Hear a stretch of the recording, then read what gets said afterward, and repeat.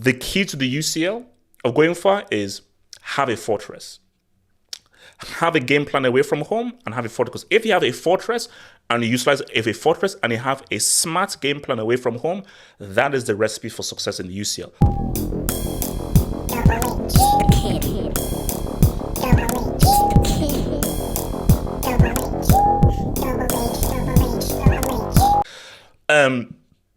It's because the reason why it's such a bad loss is because of how bad Galatasaray are. Because it was a game in which United should have won. They should have managed a lot better, and they wet the bed. They wet the bed. I think, obviously, everybody will point that the turning point was Rihanna saying what's up and just being a complete break. And yes, he has been inducted. He's into Class C now. Although, I don't know, it might be under review. But I really feel the underlooked turning points was when it went into 2-2. Because when Rasmus, who was United's best player, when he scored to make it 2-1, you just think, okay, 2-1, you've been the better team, manage this situation. Like, that's first goal you conceded, where I don't know what Dallas was doing, where you let Zaha say, what's up? Manage the situation. But it's the way that they conceded, the horrendous defending to make it 2-2, then it was like, okay, because when they made it 2-2, it was obvious that United were finding it difficult to control a game that they should have controlled, being the far superior team. It's because I say, okay, stick to your philosophy. His philosophy is playing us from the back, and look at where that's got him. Okay, don't stick to your philosophy. Go for good. Oh, why are you playing this garbage football? So he's going to be criticized if he goes good. He's going to be criticized if he goes players from the back and stick to my philosophy. So I just think he just needs to write this out.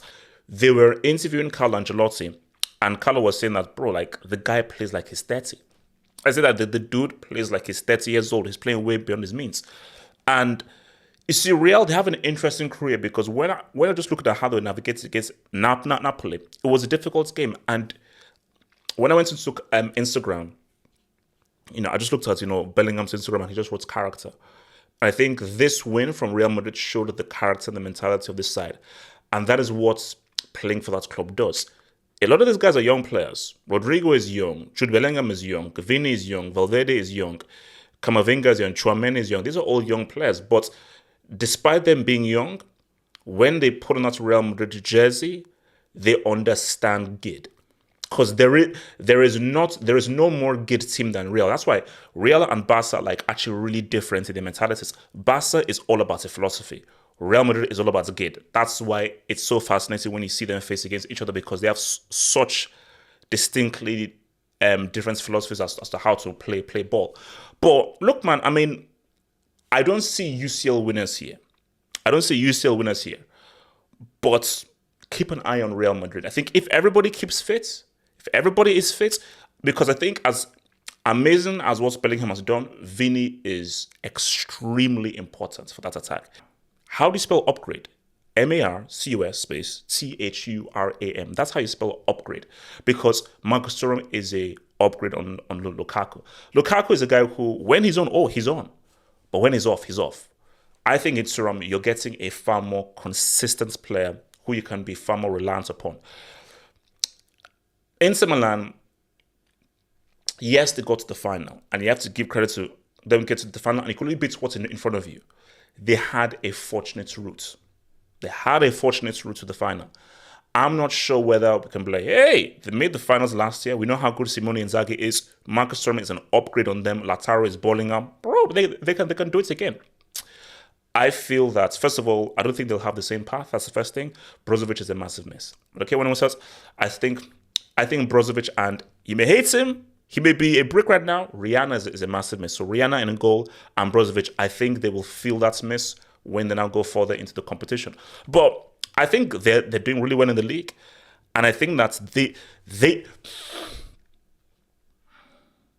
quarters max. But I'm just, see, my eyes just at Musiala. Because I'm just looking at this kid and I'm like, bro, I wanted to keep growing. Because look, I have my thoughts on Haaland, and people have attacked me on my thoughts on Haaland, but I'm just trying to protect the integrity of football. And in protecting the integrity of football, I have to vouch for, promote, and fight for ballers and techniques. And the people who are part of the tech are guys like Musiala. And I think that as with every season right now, I think his role in the team grows greater. Mola is getting older. You don't have a Schweinsteiger there anymore. A Harry Kane, yeah, he's that, but he's really a striker. So Musiala's role in this team is key, and I think that kind of goal that goal he scored, that's a solo dolo.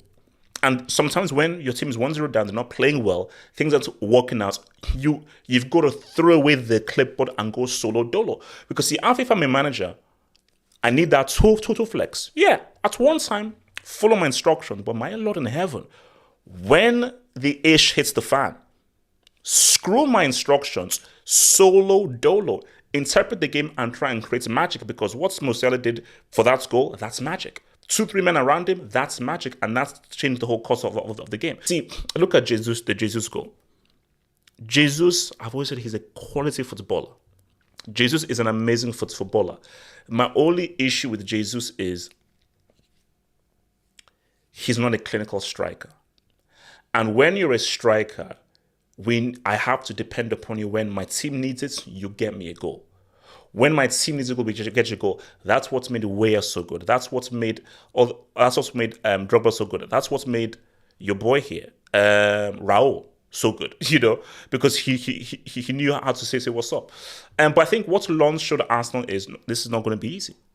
This is not going to be easy. That you may be Arsenal, all the guys, Saka, all these guys, but Saliba, when it comes to the UCL, you're going to have to come up with something different. And I think Arteta, this is not going to test your managerial acumen.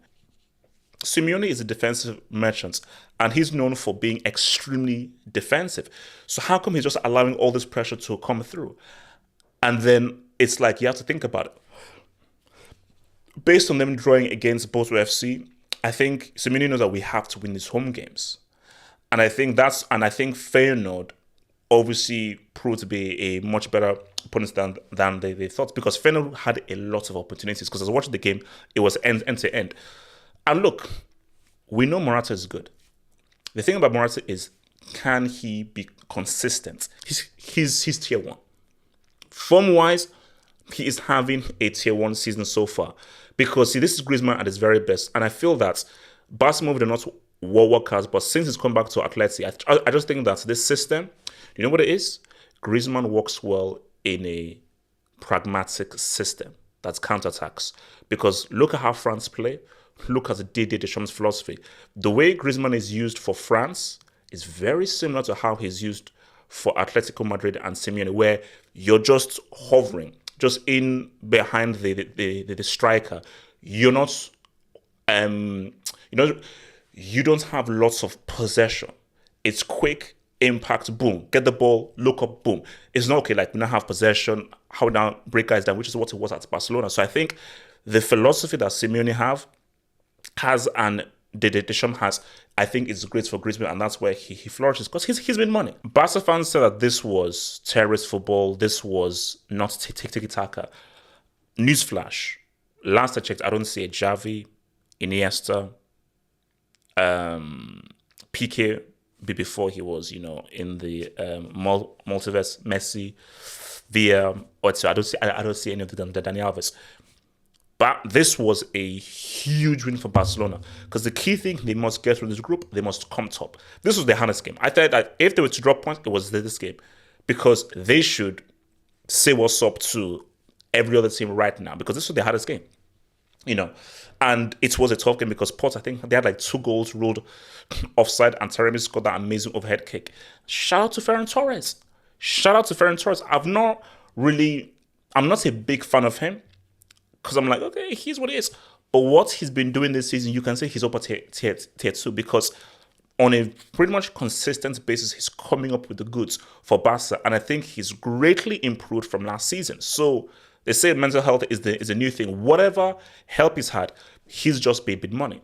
You see, Barcelona, they're a funny team. We're not saying they're winning the UCL, no. Because I've heard a few people that say, oh, I think Barca can go all the way. No, they can't. But then again, it's like my Inter argument. If they win this group, I believe they should make the quarters. If they get a good run and they have no key injuries, I think Barca can make a run. I think Barca can make a run. For me, I'm saying semis max for Barca. These guys are not saying what's up. It's fine. We get that they're not saying what's up. I mean, they're not saying what's up. Look at what Alvarez and Doku have done. Doku, a new player, a new signing coming in who looks freaking amazing, way better than Grealish. Alvarez, he was a bit part player last season. So he has now a much greater role. And bro, that goal from Alvarez was ridiculous. From a standing position just to pinpoint it into the top corner, it's superb. That's why for City, it's ridiculous. So I feel this could be the season of Alvarez. I think this is the season where he really shows himself as, I'm that next dude. Because really, he exploded onto the global stage at the World Cup. And I think Messi is thankful that Alvarez came through, because if Messi had Lautaro for the whole World Cup, Argentina don't win the World Cup. I think Alvarez, because every World Cup has a revelation, like Grosso, for instance, in 2006, he was a revelation for Argentina. And I really feel he's going to have a big-ass season for City. As a goal scorer, what he did last season was stupid and extraordinary.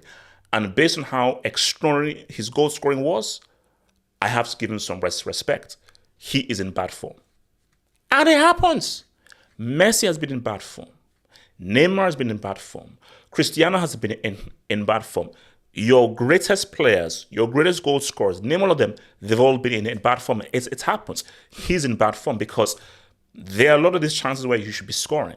So there were instances in this game where if you're not going to get it on targets, bro, pull it across. So he didn't even pull it across for another player. He didn't even get it on targets. And there was a shot that came through here, bro. You're like, yards away. You should score. It's happening. And I think that this is a test of his mentality. Because the goals, they were just coming in with ease last season. Now it's like, bro, what was coming to me so easily now? I'm just missing all of these chances. And here's my thing. Because this is what managers should do. Do you bench him or do you play him through it? I think Haaland is the kind of guy where you play him through it. Because I believe that he's got a strong enough character and a strong enough mentality to get through this. Once that goal comes through and the goal starts coming through and he gets that hat-trick, it will happen. He's going to get out of this because I've seen enough to say this is a special goal-scoring talent. And because it's a special goal-scoring talent, I feel that he'll be there. Guys, he is going to go down as one of the greatest goal scorers. This is going to happen. So what this is, it's just a bad patch. Newcastle, for me, I wanted to speak because I didn't really focus on Newcastle here. Newcastle was so superb. And when the group was drawn, I said that Newcastle at home is going to be serious. Because and I think people had questions about Newcastle based on their performance against Milan. But maybe Eddie Howe knows what he's doing because Eddie Howe's tactic, I think, is similar to Mourinho. We're not looking to win these away games. If we can win, cool, but we're looking to be difficult to break down. If we can take something, fine. Difficult to break down, let's go away with the points. But we're looking to win all of our home games. This was Newcastle's second hardest game on paper. The hardest game on paper is away to PSG. So now you now have Dortmund and Milan at the crib. They should win those. So they're in a very strong position here. So I think what Newcastle is doing is what we hope they would do, which is be strong at home and make St. James's Park a fortress. Because I think what's the key to the UCL of going far is have a fortress. Have a game plan away from home and have a fortress. Because if you have a fortress and you utilize a fortress and you have a smart game plan away from home, that is the recipe for success in the UCL. It was a disaster class. What can you say? What can you say? It was a disaster class. I mean, it was a poor game from Mbappe. Poor game. PSG were just trash, but I just felt for Mbappe in just how anonymous he was, zero take-ons, and it went through of like, wow, Mbappe, you dropped a disaster class at Newcastle. So it's true. Can you do it on a rainy day in Newcastle? But I just look at PSG and it's such a sorry sight. It's such a sorry sight because it's truly its LSG. And they have truly declined. Because I think Neymar was the secret to them having a chance of winning the UCL. Once they let Neymar go, I don't care what Muani, Ramos, Ugarte, nah. To watch the rest of this vid, think about becoming a Tier 1 Football Hut member. If you're a desktop merchant, just click the join button below the video here. If you're a mobile phone merchant, just click the join button under the video here. Choose that tier 1 status and join the Content Crack Addicts family. Peace!